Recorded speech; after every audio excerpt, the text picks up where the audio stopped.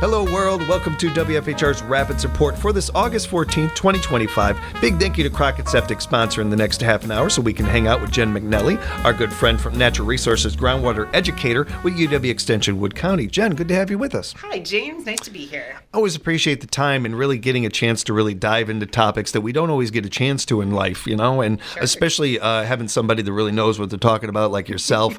The topic today, I think, is a really important one that we don't come back to very often. No. We don't get a chance to bring up very often. This is going to be your annual reminder. That's for sure. We got tips for testing your water. Yep.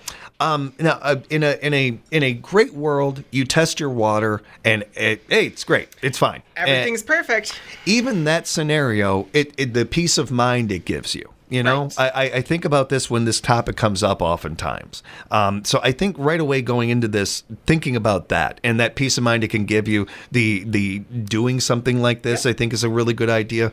But I think it's the question right away. People often wonder about water testing and whether it's something that, what do we do here? Sure. Yeah. That's mostly the first question I get. Should I test my water? And there's really kind of two camps after that. So there's two primary ways that your drinking water reaches your faucet.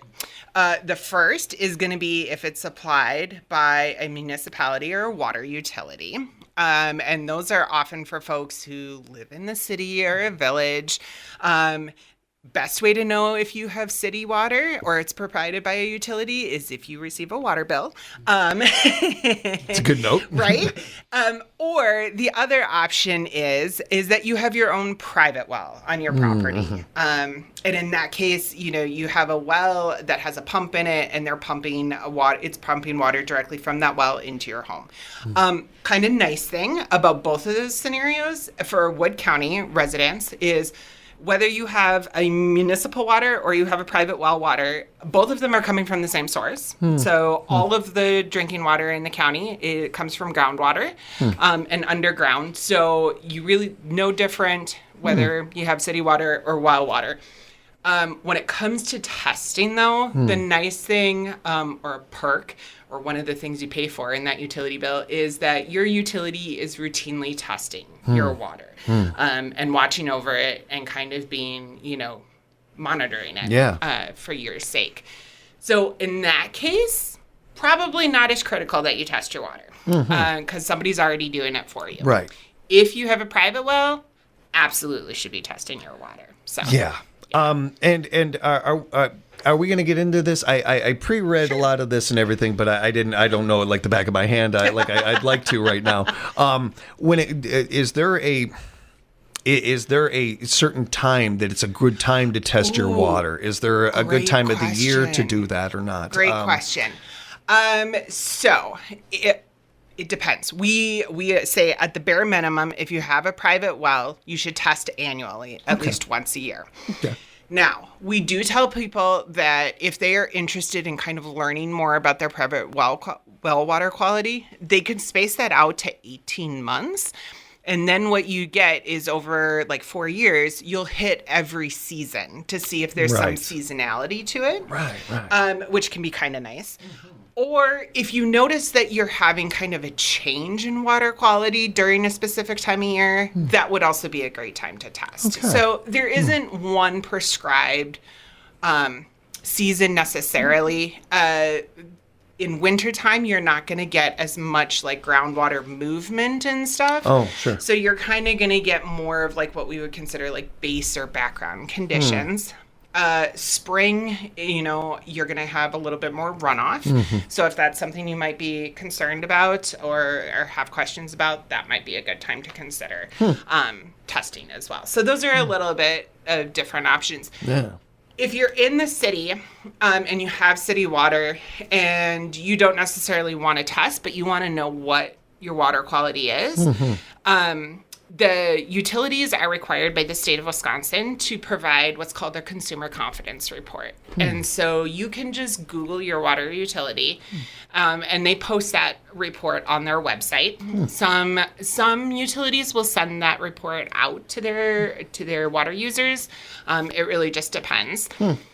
Or the other option that you can do too is everybody has access to the DNR's website, and they have a database with all public water sources. So there's 5 different types of public water sources. They all have big names and different things. Municipalities are one of those. But they're all required to do routine sampling, and those results are all publicly available. So you can go in and you can Google and you can look. Same applies for like restaurants, churches, bars. You can see all of their water testing results if you're curious about knowing exactly what those results are. If we stop the interview right now, Jen, we'd be good. I don't know that that's common knowledge. I don't think a lot of people know that. No, that is not common knowledge at all. It can be a little bit difficult to find. DNR's website's not always easy to navigate. It's getting way better, though. Yeah. But even if you just Google public water supplies on the DNR's website, you should be able to find it. So, yeah. I didn't mean to sidetrack us there. No. Now, we talked about the type of well water or the type of waters we get and everything. And to a degree, I think it's comforting, for lack of a better word, and also kind of nice that we only really have 2 different areas we could focus on here. But then the question comes up where we kind of started, should I test my water? Yeah. So if you're a public water supply, probably not as necessary as we talked about, unless you notice a really weird change in water quality, like something very noticeable, then it might be a good time. Or there are specific cases where certain individuals may require, different testing than what the water utility is doing, either for like health reasons or something. And in that case, it might be a good idea to go get a water quality test done. For private well owners, like I said before, absolutely should be testing at least once a year for everybody who owns a private well. And we say at the bare minimum, you should be testing for bacteria and nitrate, because those are the 2 contaminants that have the most, they're the most common, but they also have the most pressing health concerns as well. And there's going to be, I'm going to call out a special group of people here, women who are pregnant, thinking of becoming pregnant, or of like childbearing age, or have small children. This is absolutely critical because there are some pretty significant potential health impacts to that group of folks. And so we absolutely want them testing their water. And as Jen has touched on a number of times with this one, this is a real case-by-case kind of thing. Every location, every well or private or whatever is going to be a different thing and have different elements to worry about or something. There's no one-size-fits-all with something like this. And you know your area, especially if you've been on this property for a while or anything, the things to look out for. I encourage you to look into it even more. Especially with the notes that you mentioned there, Jen. Thank you for that. Yeah, so bacteria and nitrate, like I said, are the big ones. And that's across the board pretty much for anywhere in the state. We want people to really watch out for those ones and to keep an eye on those. Arsenic and lead are 2 other ones that are commonly tested for. We say you can test for those probably every 5 years and be safe. Those really are influenced by the geology, which doesn't change a whole lot. So, once you do that test, you have a pretty good understanding. Bacteria and nitrate change frequently. And that's why we really want people to be testing for those things. There are a lot of other tests that people can do. And, that can be kind of confusing when you're going to or looking at water quality testing. It's like, what the heck should I be testing for? If you've never tested your well water before, one of the things that we tell people that they may want to consider starting with is something a lot of labs will have, like what's called a homeowner's package. And it usually contains like a suite of things that they can test for. Usually nitrate and bacteria are part of that. Alkalinity, hardness, pH, chlorides, corrosivity. And really what that does is that just gives a really nice baseline or background. And it's a great place for us to start in understanding what your water quality might be and if there's any concerns. Chlorides and nitrates and bacteria are also kind of what we consider to be tracers. So if those are elevated or kind of out of whack, it can give us a good idea that there's probably other things that are influencing that well water quality, and we can really start digging deeper and looking at what other tests might be necessary. at that point. So that's a great place to start for homeowners. And then there's the certainly, maybe hopefully for most people out there, your water's been fine. And then all of a sudden you notice something different, something, maybe a taste, maybe an appearance or something like that. Should probably test for those situations too. That's another situation outside of the annual testing. If you notice a change, anytime, that's a great time to test, just to be on the safe side.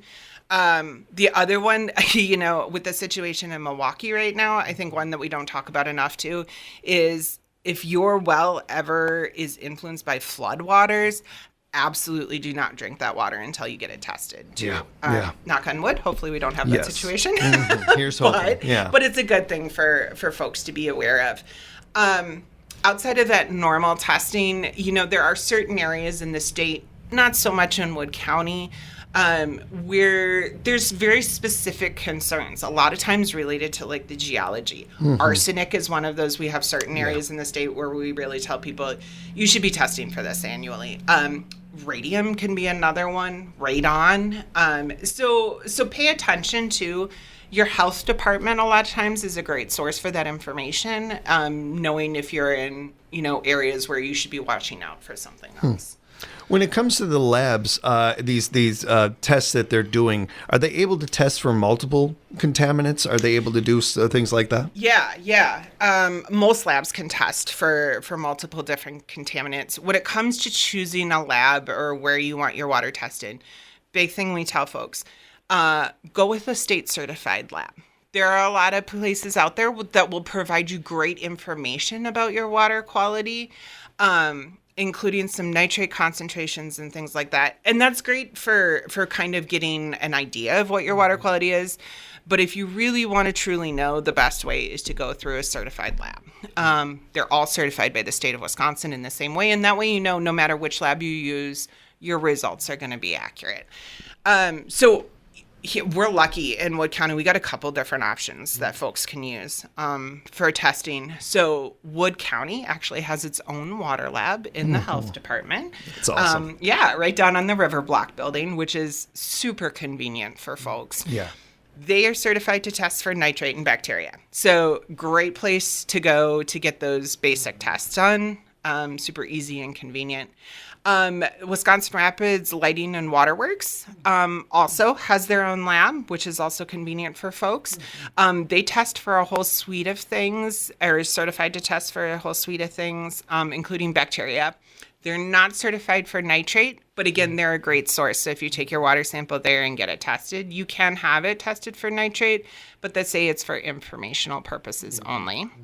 If you were looking for that homeowner's package or a lab that's certified in a much broader array of contaminants, then your best bet and closest would be the UWSP Water and Environmental Analysis Lab. That's on the UWSP campus in the College of Natural Resources. So, Encourage you to reach out to them for those concerns, to find out more about that. How to test? That's another part of this that comes up, right? And I'm glad you brought that in the notes, because I got caught up in a bunch of the information. I'm like, oh yeah, that's right, that's important. You're not just going to cup the water with your hands. You're never going to make it in time, right? Or how the heck do I get it? How do I transport water? Yeah, exactly. So depends on which lab you go through. Labs will have specific testing kits that you need to use because their bottles are sterilized. In some cases, depending on what you're testing for, they're preserved as well. And so you really want to reach out to whatever lab you decide to use. And most labs will send you a test kit free in the mail, so making it super easy. So you don't have to go visit them in order to get the test kit. Here in Wood County, you can also stop by the UW Extension office, and we have test kits that we can give you for all three of those labs, as a matter of fact. So great one-stop shop. So once you get your test kit in the mail, it should contain everything you need for your water test. And I know sometimes people are a little like, how technical is this? Is this difficult? For most tests, it's really not. All you really need to do is, one of the big suggestions they say, don't collect a water sample from a faucet that has a swivel faucet. So, and the reason why is if you're testing for bacteria, Bacteria likes dark, moist environments, and that swivel faucet Yeah. is a great spot to grow bacteria. I wouldn't have thought of that. Right? Kind of gross when you think about it, but No, I know what I'm doing when I get home. Deep cleaning. Deep cleaning. So if you want to avoid like a false bacteria test, use a stationary faucet. Bathroom sinks a lot of time don't have the swivel faucet, so that's a great one. Always suggest wiping it down really good with a bleach like cloth or solution beforehand, and then let the water run for about 5 minutes. Open up your test bottle. Don't touch the inside because your fingers are also full of bacteria. And then fill the bottle and close it up. And that is about all it takes to collect a water sample. So. And really, not too long, not much of an inconvenience, No. especially compared to the information you're receiving. Yeah. Again, I go back to where I started with that peace of mind. And sometimes that is, there is something that we need to make better, clear up or whatever. Right. But knowing that at least, Yes. as much as, my water's fine, great, peace of mind either way. Exactly. One of the things, and we're speaking with our friend Jen from UW Extension, one of the things that I appreciate about you, Jen, I appreciate about UW, is we've had these conversations before, whether private or on the air here, and we've talked about this topic and covered certain things, and maybe certainly haven't covered like the depth in the way that you did here. Mm-hmm. But it's this last part here that I appreciate so much. What happens after I get my test results? Yeah. I don't feel like we touch on that part. No. I don't know if I've really talked, other than people from Extension when this topic comes up. I don't think we've really gotten into this. Like, we don't, and I think that's an important part of the conversation. It's a huge part of the conversation. It's also a huge part of the conversation when it comes to people, whether they want to test or not. And one of the things I stress about water testing, because sometimes there is hesitancy. Like, if I test and it comes back and something's wrong, what happens then? And people think that there might be like a negative consequence or they'll be forced to do something. And I want to stress that when you have your water tested on your private well, it is for informational purposes only. It's really so that you can make an informed decision on the next steps that you want to take. The county's not going to come in and force you to do anything. The state is not going to force you to come in and do anything. It's really just for your information. And so I think that's a big point that I want to stress for folks. Mm-hmm. Once you get your test results, usually those test results are mailed to you in the mail. And labs try and do a good job of explaining those. They can be confusing, though, to read. Sure. So I encourage you, if you have questions about your water test results, County Health Department, the County Land and Water Conservation Department, or myself at County Extension are great resources to come in. We can walk you through and help explain what those test results mean specifically. Labs are usually going to flag something if there is an issue. And the good thing is, for the most part, if there are issues or things that don't seem right with the water quality, we can address those, usually with treatment options. And again, those county departments and myself at Extension can help walk you through what those different options are and how you can go about pursuing that treatment. One of the beauties of all the different people you just mentioned there, organizations and everything, these are nonprofits that are designed to help their community. Yeah. So there is, any questions you ask any of this is part of the job. They want to answer those questions. They want to help with these things. And I think the idea, again, of knowing this stuff is just as important as the data you're going to get back, Mm-hmm. So I cannot think of anybody out there that shouldn't test their water and do that. And I think, finding the right time of the year for you and your home to do that, I think is a key part of this too. And reaching out for information. Don't be hesitant to do that, to ask any questions. There are no silly questions, especially when we're talking about our water. Yeah. And the other question that sometimes people will have too is if you're there's usually a form that they ask you to fill out when you have your water tested. And on there, they'll ask you about your well and your well construction as well. And a lot of folks don't know that because that's not very easy. Again, that the Land Conservation Department and myself in Extension can really help find that information for you too. Mm-hmm. So whether it's about water quality, well construction, testing in general, we're always great resources to come to if you have questions. And like you said, more than happy to answer them because there are no silly questions. We really want to make sure that you're getting the information and that you're making informed decisions about your drinking water. I've already covered all the silly questions. You don't have to worry about it. I got that all covered.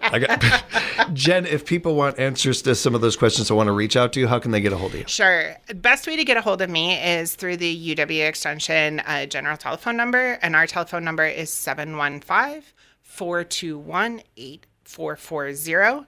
If you call that number and say, I have water questions, they're going to put you directly through to me. Mm-hmm. Yeah. Otherwise, Google us on the website, too, for Wood County UW Extension, and you can find all of our contact information and email addresses there. Always good talking with you. Thanks for the time, Jen. You're welcome. And thank you, everybody, for joining us for another edition of the Rapids Report, proudly brought to you by Crockett Septic here at WFHR.